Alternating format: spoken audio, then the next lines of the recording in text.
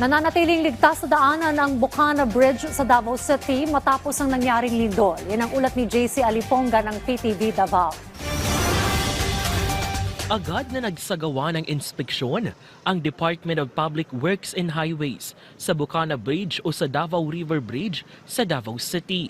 Matapos ang magnitude 7.8 na lindol na yumanig sa malaking bahagi ng Mindanao kahapon.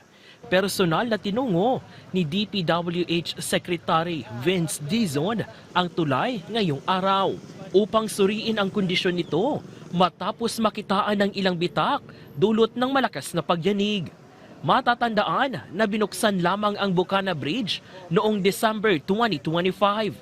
Kasama ni Secretary Dizon sa inspeksyon ang mga opisyal ng DPWH Region 11 at mga kinatawan ng China Aid Localized Project para sa Davao River Bridge upang matiyak ang maayos na pangangalaga at pagsusuri sa naturang infrastruktura.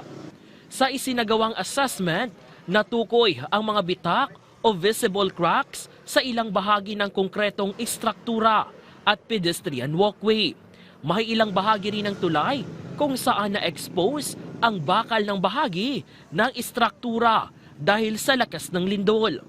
Nakita rin ang ilang nasirang railings at mga steel components na natanggal o na-displace habang yumanig ang lupa.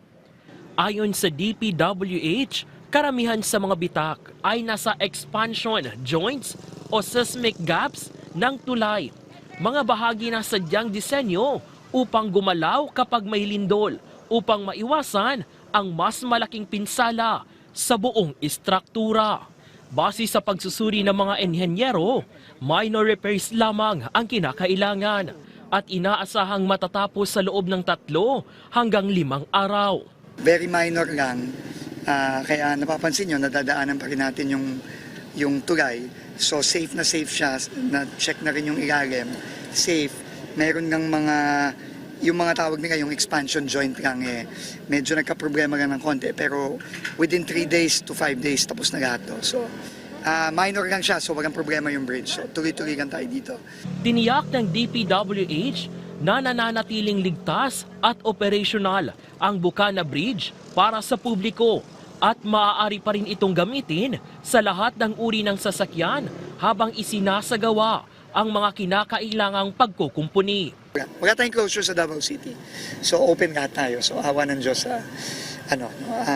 wala tayong problema. So sa mga kababayan natin, sabi nga ni Pangulo, wala tayong iwanan dito. Tuloy-tuloy tayo sa pagtutulong. Lalo na sa pagdasal din natin yung mga kababayan natin sa kapitbahay natin sa Jensan at sa Sarangani. Ayon sa ahensya, ang inspeksyon ay alinsunod sa direktiba ni Pangulong Ferdinand Marcos Jr.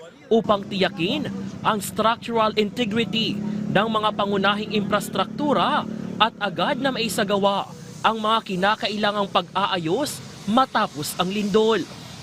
Mula dito sa Davao City, JC Aliponga para sa Bayan.